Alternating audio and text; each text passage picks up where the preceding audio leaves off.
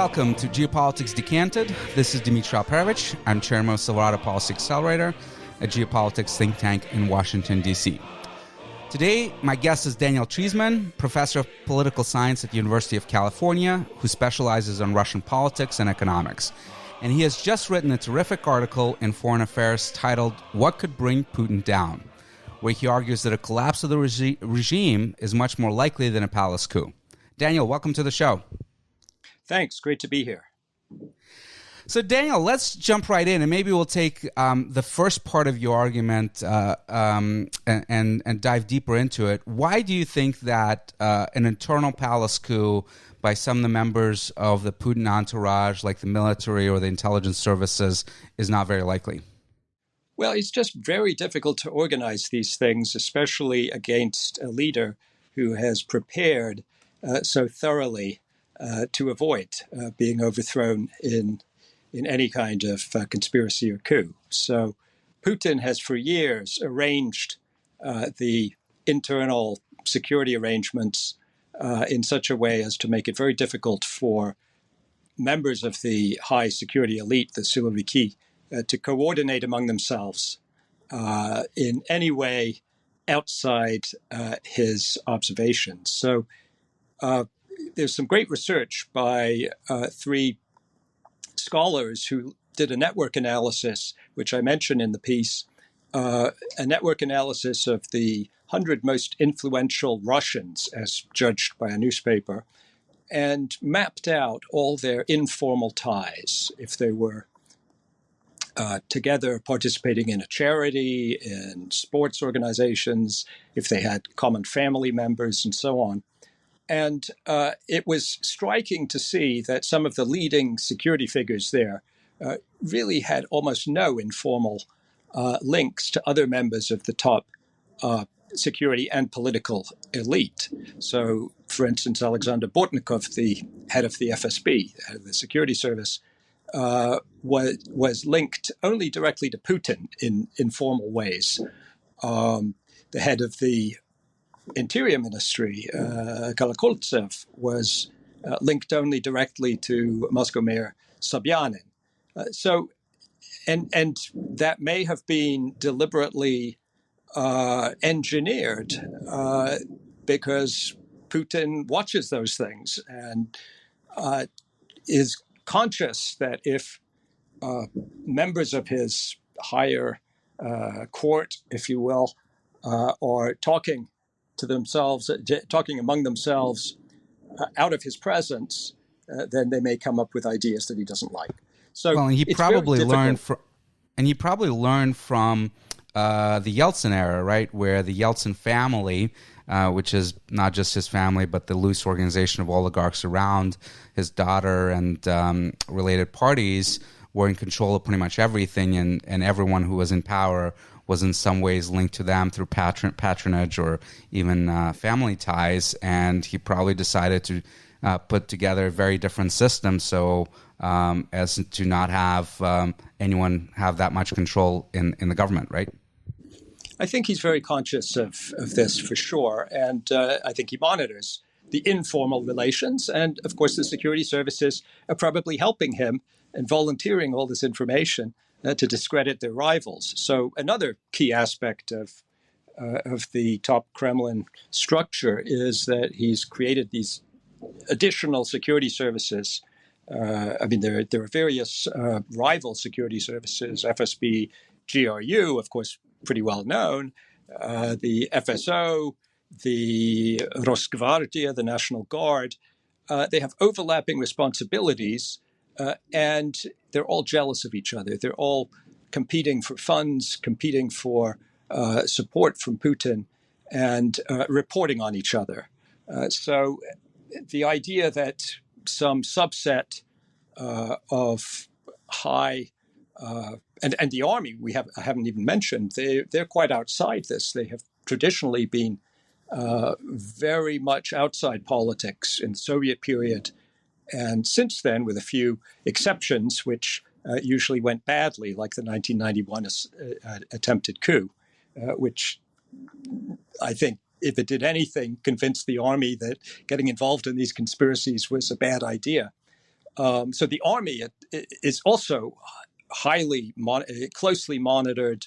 The FSB has a very extensive network of informants Well, not throughout the just army, that, but the armed forces. in many ways, Putin has gone back to the old Soviet era, where you have political commissars that are now embedded in military units, right? That are monitoring the military commanders and morale and any sign of insurrections building up in those units in the way that we had during the Stalin era. So he's clearly worried about that. Yeah. So, I mean, I think the most serious agents doing this inside the military are the FSB agents or informants planted there. But of course, yes, political observers also. So I think he gets a lot of information. He watches closely for signs of disloyalty. And everybody knows this. The officers in the army know this. Everybody around him is, I'm sure, very conscious that they may fall under suspicion, even if they're just meeting a lot. And this, yeah, you mentioned the late 90s. I think back to the late Soviet period when Gorbachev was getting these reports from his security chiefs before the August coup about Yeltsin and the then mayor of Moscow and some of Gorbachev's own aides, like Alexander Yakovlev at that time, who were meeting, and this was portrayed by the security services to Gorbachev as a conspiracy against him. So there's a long tradition of security services reporting and even exaggerating or manufacturing the appearance of conspiracies to justify themselves, to appear effective to the top bosses. So all of that creates a climate of mutual suspicion in the top state elite, which makes it very difficult to organize a coup. And you make another terrific point that I thought was just so fantastic about Kadyrov, the head of Chechnya, and Prigozhin, this guy that's in charge of Wagner Group.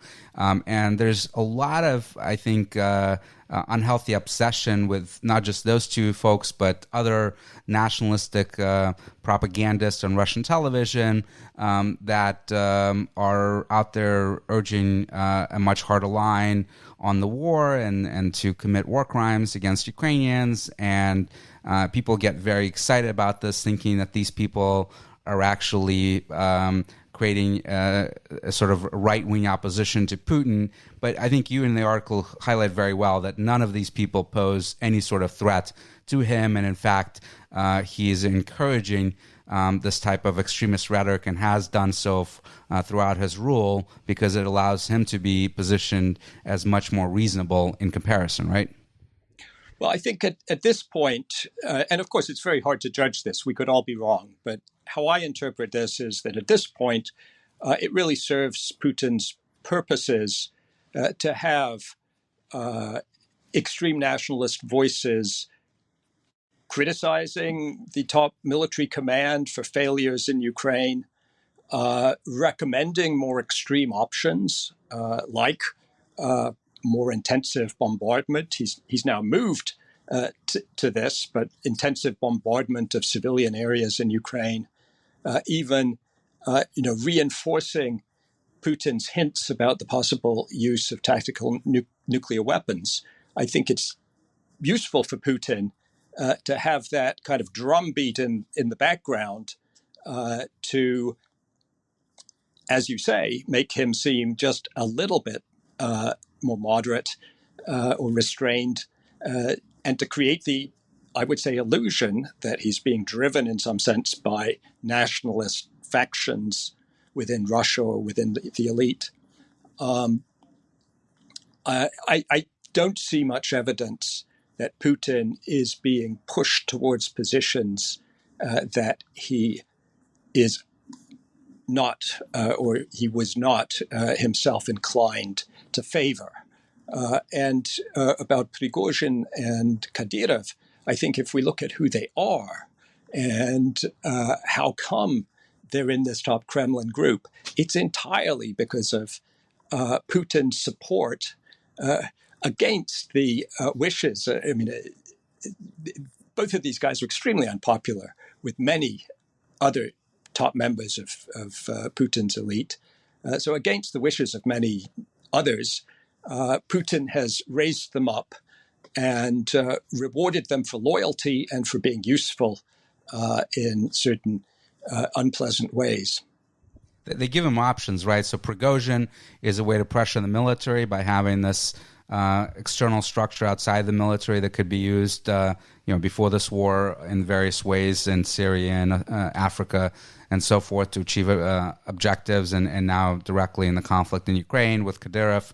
The FSB hates him, right? Chechnya is pretty much off limits to the FSB, the all-powerful security service that can't even go into part of the Russian territory because Kadyrov treats it as a complete fiefdom. But it gives Putin's optionality to have these people do things that would be perhaps more difficult to do within the constraints of the Russian state, right? And would be deniable. Yeah, Kadyrov is useful to Putin also in domestic politics to scare people. He can say, well, okay, he doesn't say this explicitly, but he lets people understand if you don't like me, then, well, you can have Kadyrov. Absolutely unrestrained, brutal form of rule. Prigozhin is useful because, as you said, well, mercenaries can be useful. And they don't even have to be all that successful because if they fail, you can just deny any responsibility, deny any state connection. But they have been quite effective, especially in remote parts of Africa. And they had some success in the Ukrainian fighting in eastern Ukraine. So Putin likes to have options. He likes to go outside the official command structure. He likes to have, as they're called in Russia, curators responsible for particular tasks or areas of concern to give them quite unlimited powers and have them report just directly to him. So Prigozhin and Kadyrov are his tools for particular sets of tasks. So you've made a very compelling case that a palace coup is unlikely. So if it is unlikely, how might Putin's regime end, assuming it doesn't end with death of natural causes? This is, of course, really important because I've been saying publicly for a while now that the only way that this conflict ends is with a likely change of regime in Moscow or a cessation of support by the West, particularly military support coming from the United States for Ukraine that would prevent Ukraine from prosecuting this war. But other than that, both sides, both Kyiv and Moscow, Putin specifically, are very committed to continuing this conflict. So what is the scenario then for Putin's regime collapsing before his natural death? Well, just before we get to that, I should say that the research shows that if we look at all periods, coups are actually more likely than other types of failures of authoritarian regimes. Most autocrats historically, if they've been overthrown, have been overthrown in a coup rather than a revolution. But so we should be aware of the base rate, but the base rate has changed. So in the last 30 years or so, coups have become much less common. I think now it's under 10% of autocrats leave power through coups. And revolutions, unrest, and other scenarios have become much more common. There's a good article about this in Washington Quarterly from 2014 by Andrea Kendall Taylor and Erica France that go through the data on this. So at this point, it seems to be a statistical regularity that coups are less common than other scenarios. So what are those other scenarios? Well, it's always hard to try and get a clear conception of that in advance because they can be very different. They often involve successive interacting mistakes by the incumbent. What I see as the real vulnerability of the system that Putin has created is first that it's over-centralized. So he's created what's called the vertical of power, a system of strict hierarchical subordination with all decisions ultimately made right at the top in the Kremlin. But of course, one person can't decide everything. So in practice, a lot of things get kicked down to other top elites, and they can be fought out in the courts, in policy settings, even in the legislature. Occasionally, something actually does get decided in the Duma, in business interactions, and so on. So a lot does actually get done without Putin, but ultimate authority is in his hands. And when a crucial decision needs to be made, one which affects his security or important state matters, it has to go all the way up to Putin, and nobody will dare make an irrevocable decision or take responsibility for the decision. That's not unusual. I mean, even in our system, right, a really critical decision that would affect Biden's reelection chances would not get made without the president, right? So that's typical of democratic and autocratic countries. Well, you can say that, but it is a bit different because under Putin, he doesn't answer to anybody. I mean, Biden would go through a whole process. And if we're talking about not so much internal Democratic Party politics or Biden's reelection campaign, but we're talking about national security, for instance, there's a whole interagency process where all the different ministries that are involved get to input. Yes, of course, the final decision is made by the president on crucial matters. So you're right, that is similar, but it's really made without any of those, without much of that prior process or any checks and balances of any kind. But don't you think that certainly there's not an interagency process that works well in Russia, but you would have different constituencies that would be lobbying Putin for different courses of action, and then he would decide which one he thinks is best? Well, yes, he's lobbied by many people. And so the point I'm trying to make is not that system can never work well at all. And ultimately, there has to be a final decision maker for certain things. The problem is in Russia, it's for just about everything. Unless Putin says, okay, you handle it, he's got to make that decision. And I say in the piece, that can work reasonably well at quiet times when there aren't too many crises or non-routine policy matters to decide. But it goes haywire when you're in a situation like a war where you have multiple crises arising simultaneously. And it's not just the war, it's domestic society in Russia too, the economy and so on. So if you have, economic problems erupting in Siberia and maybe protests about mobilization in Vladivostok and others in the Caucasus, and you have to deal with reverses on the front in Ukraine, and you have conflicts within the elite, the top generals. Any one person has a limited attention span, a limited bandwidth, and under incredible pressure, when he has to make all these decisions simultaneously, in real time, urgently, then there's huge potential for mistakes. And what can happen is you make one mistake, and that inflames things, and then the crisis needs even more attention, and you can't deal with all the other things that are going on. So these mistakes can interact and destabilize things. So that's, to me, a more realistic scenario of how things can slip out of control. Now, I need to really repeat, this isn't a prediction. I'm not saying that, and in fact, I think it's impossible to predict when, this set of complex interactions might occur. I think the odds go up when you just increase the burden on this central policymaker. And when there are so many rapidly developing stories that he has to keep track of. And that's not just rapidly developing stories, but unclear stories. So when you have a war, you have all these things going on at once. You have uncertainty, you have confusing information, and you need to respond fast.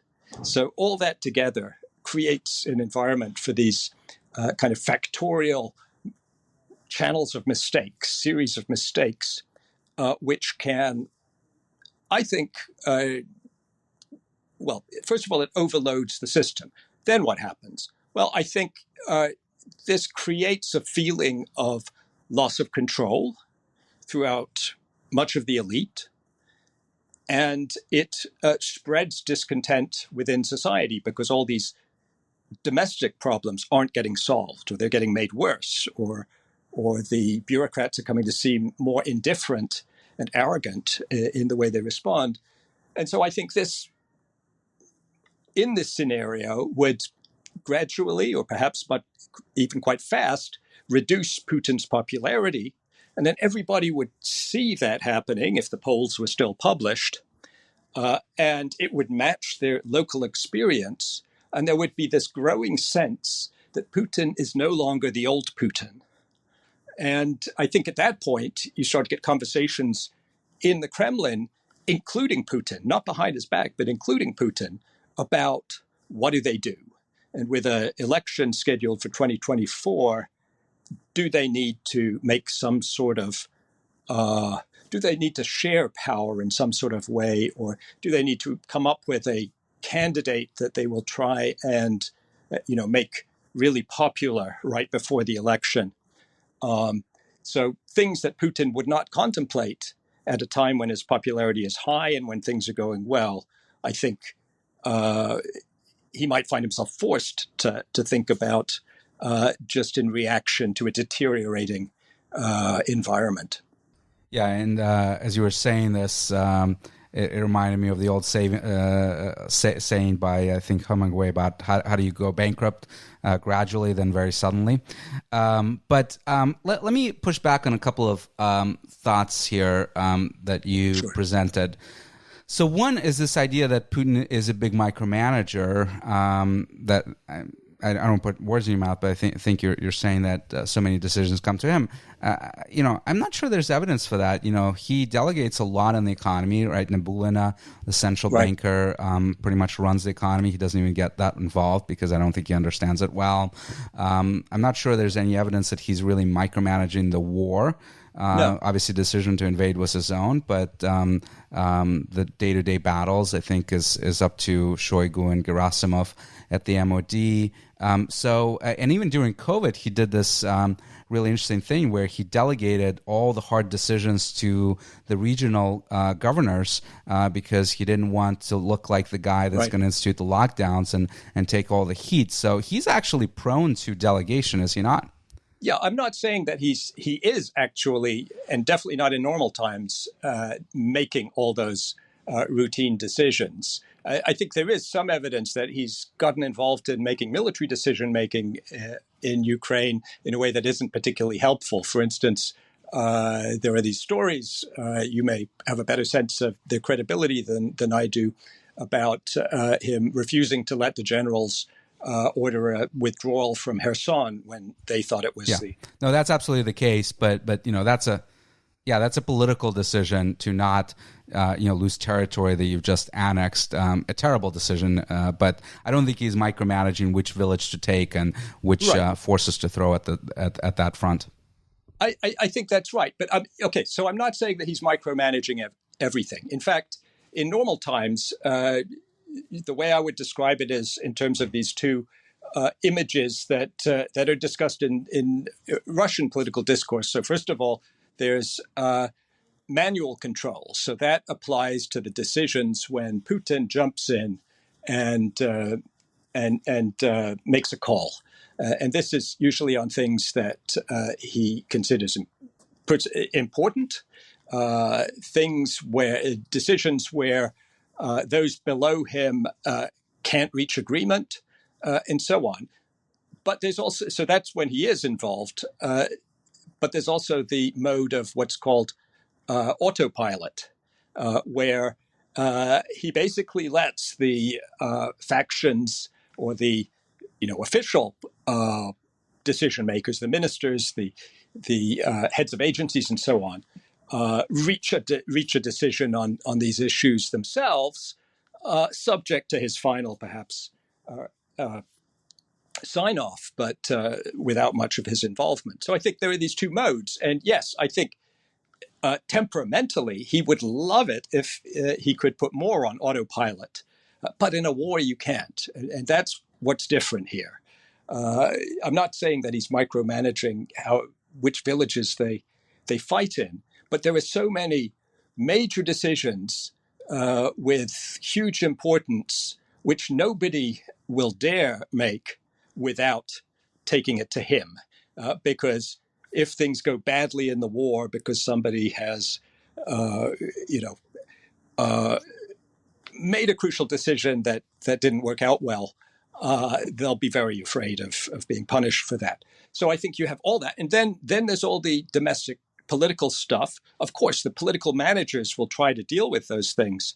But ultimately, you reach a point where you're on ground where Putin wants to make that decision himself. So as the risk goes up in making these decisions, Putin does want to be the one deciding. And in this environment, the thing is that in all these areas, the risks go up.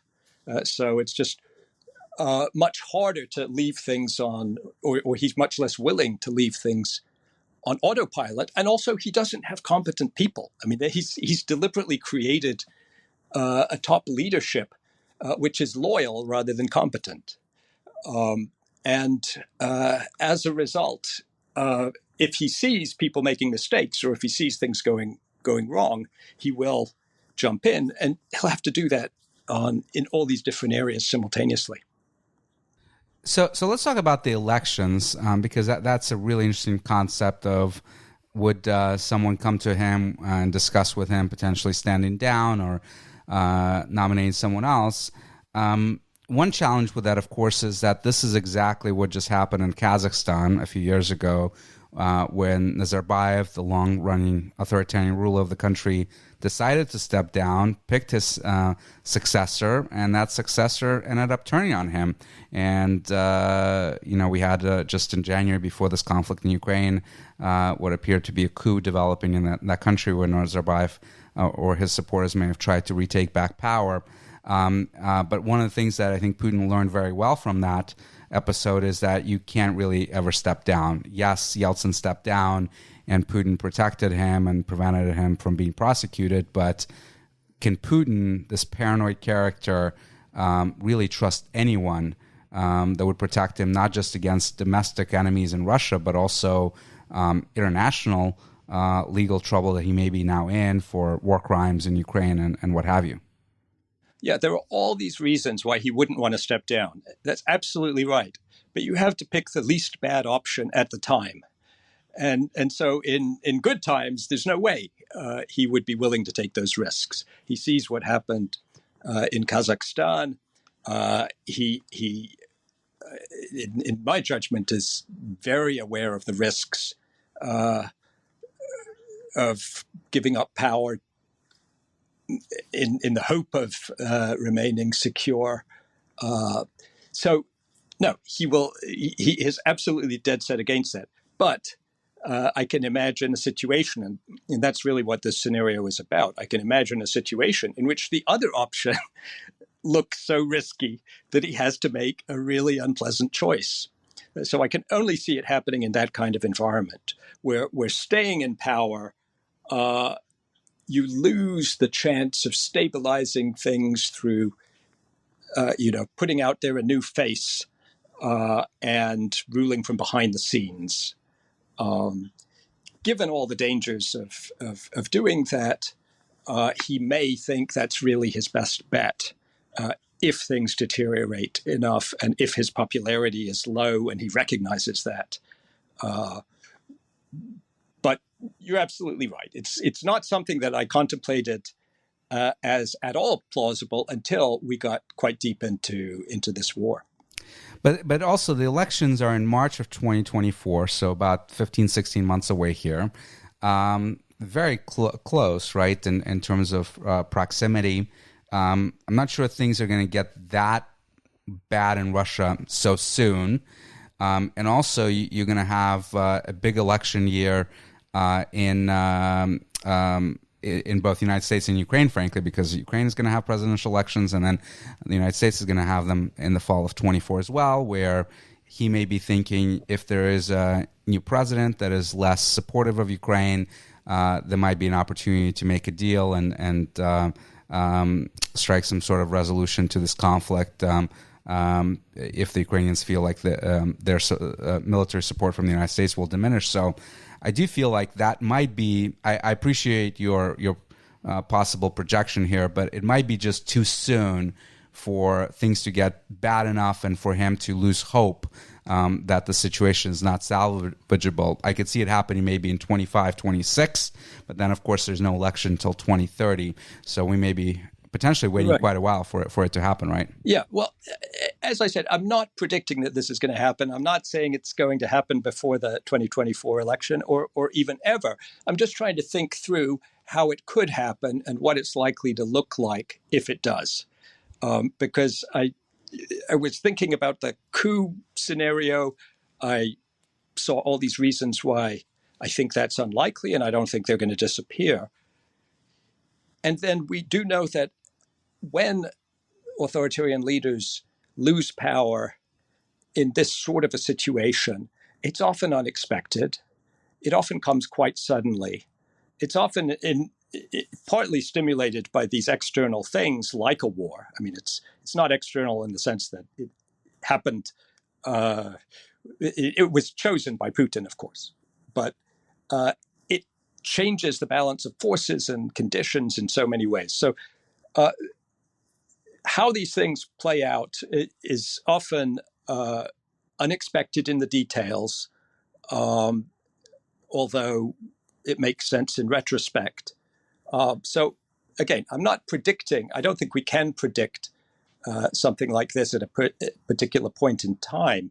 I think if it does happen, then we'll say, wow, I didn't see that exactly coming, but it kind of makes sense. And I just think of other cases where things have melted down quite quickly. So I don't rule out something like that happening before 2024. But as you say, there's no way to know whether it will or not, really. I mean, it's just a combination of so many factors leading to this. So all we can, I think, say is that the odds have gone up a bit. But that doesn't mean that it's going to happen on a particular day. Yeah, as the saying goes, predictions are hard, especially about the future. But what about the third scenario, which is popular uprising, revolution? Obviously, very hard to imagine now with this incredibly effective, repressive, authoritarian state that Putin has built, and a massive internal security services that can clamp down on even the smallest protests right now. But as you write in your article, meltdowns do happen, and security services can lose faith in the regime and can just melt away and disappear, as has happened before in many countries. Iran comes to mind in 1979, where the Shah had very repressive apparatus in place, and they all just melted away in the face of popular protests and sort of a general strike that was developing in the country. Do you see the potential for that, or do you think it's unlikely? Well, again, it depends on all the steps before that. What happened in Ukraine, I think, was things melted down in a way which is quite similar to this scenario I'm sketching out. And then on the last day, the security services, the guards that were guarding Yanukovych simply disappeared. They reached some sort of deal with the organized protesters outside, and they just left. I think for something like that to happen in Russia, there's still a long way to go. The security services would have to be confronted by growing discontent, and they would and people within the services would have to start to fear for their own security, perhaps fear that the Kremlin would blame them for acts of violence against civilians, and only then can you imagine them losing discipline to the extent that they would no longer protect the Kremlin. Now, this has happened. So we saw it in the Arab Spring. The security services of Gaddafi and of Zine al-Abidine in Tunisia were pretty brutal, and they had weaknesses, but they were quite effective as long as they were effective. What can change is if the security services, first of all, if officers high up in the security services start to doubt whether they're going to come out on top, and then if rank and file security officers just resist the orders or just delay. I mean, I think the way that a state can lose effectiveness is not just through people actively opposing and actively rejecting orders. They can just drag their feet at crucial moments. They can delay implementation. They can just fail to stop protesters at a certain point. And then that's what happened. That's what happened in 1991, right? When the putsch leaders were calling on the army to suppress the Yeltsin protests, and the army refused. I think that was part of it, yes. But we see it in many other places. So, like Georgia with Shevardnadze, Akayev in Kyrgyzstan. I mean, there've been a lot of authoritarian regimes which have melted down within some months of seeming reasonably secure. If we think about Suharto in Indonesia, I mean, he looked very secure a year before the end, but the Asian financial crisis hit, protests increased, the Chinese business community defected, and all these things together changed the situation so fundamentally that he ended up handing over authority to his aide, Habibi, who he hoped would basically continue the regime as before. So this isn't a pure fantasy that I've dreamed up here. It's something that's happened in different ways in various places. It just never seems like it's possible before it does. Do you think that this scenario, a critical ingredient for the success of this scenario, is an effective, charismatic opposition leader that could present an alternative to the existing regime? And obviously, that really doesn't exist right now, unless Navalny is miraculously released from jail, which seems very unlikely. No, I don't think that's crucial to meltdown. I mean, it may be helpful or important to building a democracy, or building any kind of new regime after the regime melts down. But I think the kind of meltdown that I'm talking about isn't led by anybody necessarily, or isn't a choice of something else. It's just a failure of the machine that exists to the point where it gets destabilized and the leader and ultimate control changes hands. So, yeah, I mean, this is to have a well-organized opposition, a civil society, an attractive leader in the wings. All of that would certainly help with the creation of a democratic successor regime. But I don't think the forces that are necessary for that are exactly the same as the forces that can lead to disintegration of an authoritarian regime. So in the Soviet era, you really did not have the military play a big role in regime changes. So Khrushchev's ouster was mostly orchestrated by the party with the support of the KGB, but not really the military. Zhukov, I guess, helped with putting Beria out to pasture, figuratively and literally. But that was just mechanics within the Kremlin Right. to get him out without the security services intervened with that.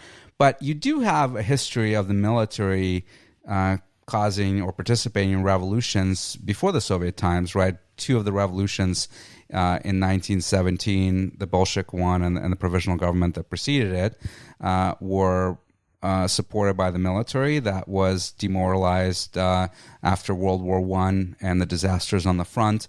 Perhaps not unsimilar to what is happening now with this war in Ukraine. We're seeing these letters that are being written by different units complaining to their governors about the incompetence of their military commanders, about the losses they're suffering, the lack of equipment, materiel, and so forth. So could you see a situation developing where there is an uprising within the military that brings pressure on the regime and potentially even supported by maybe mid-level leader, a new General Lebed, if you will, the famous general back in the 90s that became quite a heroic figure in the Russian political system and even challenged Putin, not Putin, but Yeltsin for the presidency in 1996. Could that somehow emerge, tapping into this massive dissatisfaction, depression that you're seeing in the military, within the conscripts, and even the professional military right now? That's a really interesting question, and I'm not sure. But I doubt that. If we think about the 1917 revolution, right?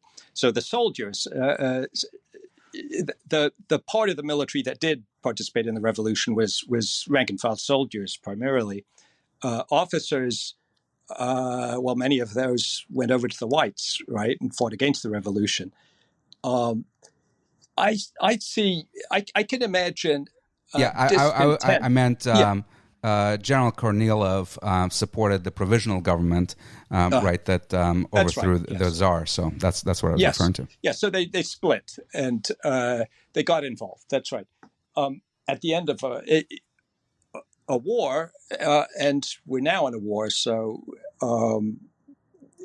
there could be a parallel. I don't really. I could be quite wrong, but I don't anticipate seeing Russian military officers getting deeply involved. But I could see the kind of discontent over mobilization and discontent within the armed forces at being poorly commanded and poorly supplied and sent on basically suicide missions in some cases.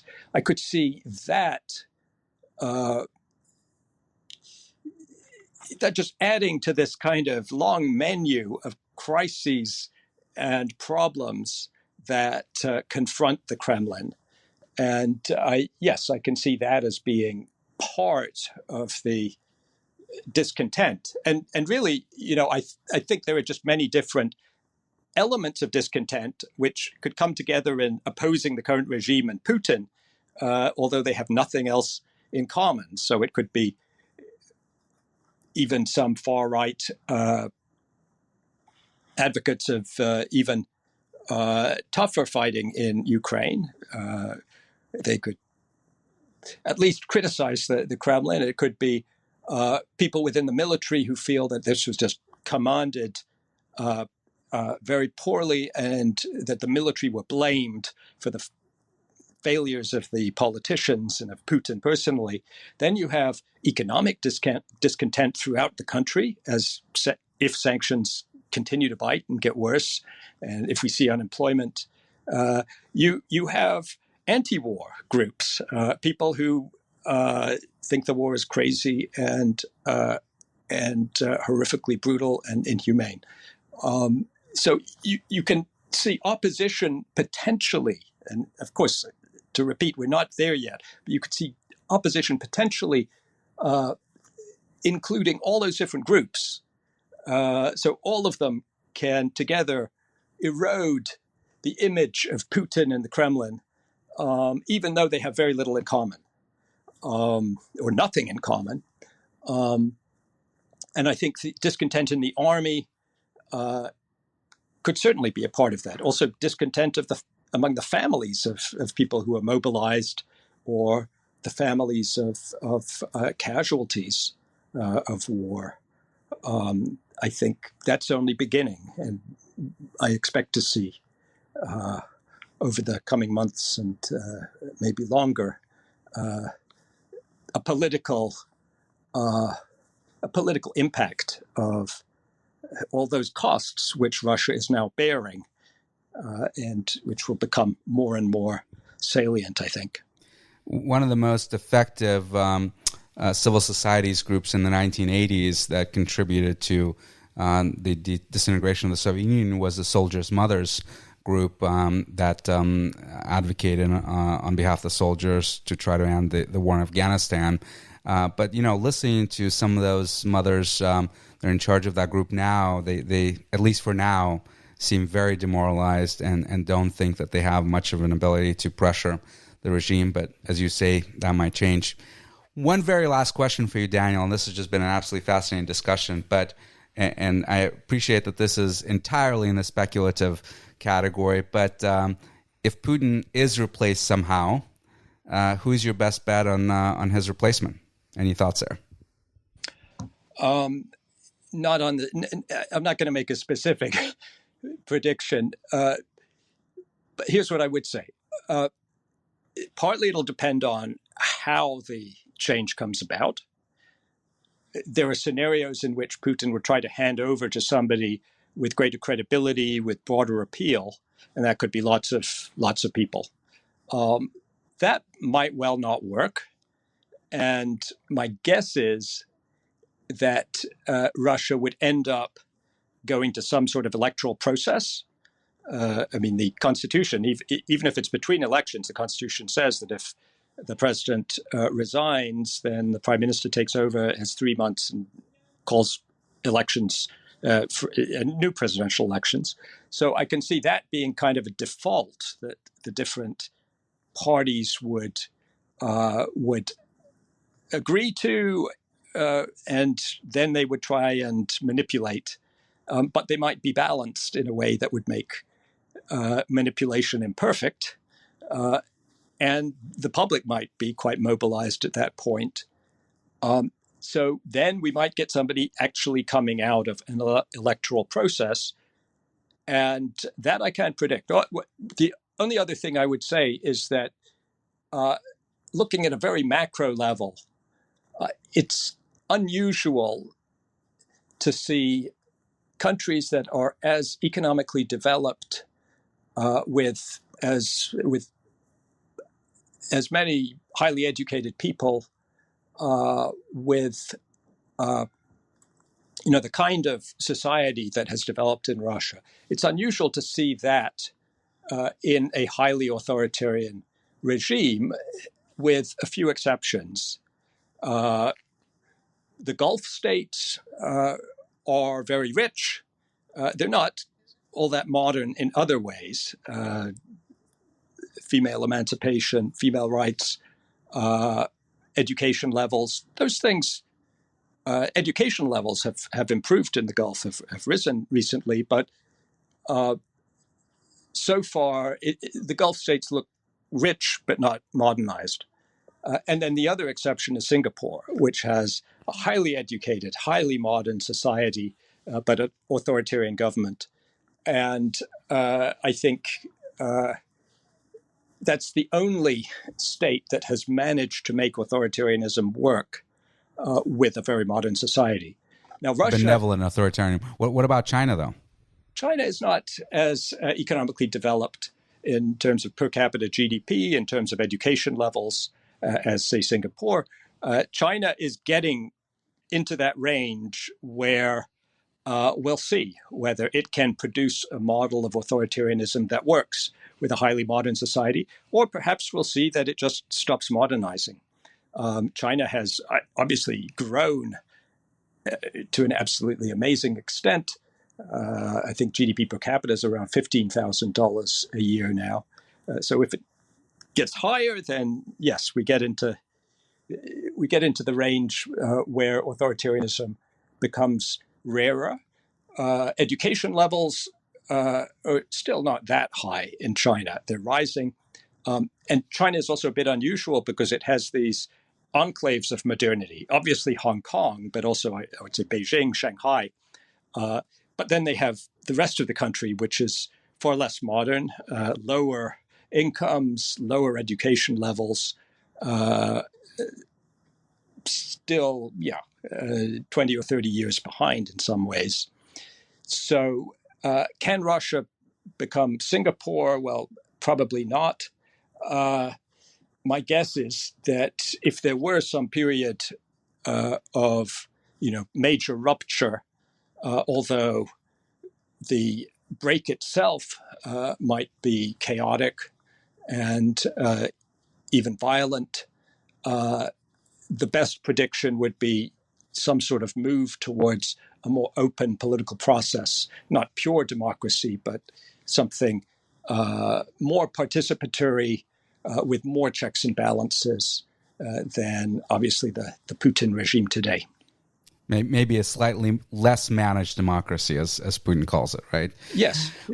Well, a flawed democracy. I could see it going back to something around the turn of the millennium. So around 2000 or 2001, 2002, just as Putin was starting off, it was a democracy with clear flaws, but it was a very different system from what we see today. Well, that was Daniel Treisman. The article is What Could Bring Putin Down in Foreign Affairs. Highly encourage everyone to read it. Daniel, thank you so much. This was absolutely insightful and really, really interesting to explore these potential really important changes that might be happening in Russia. My pleasure. Thanks.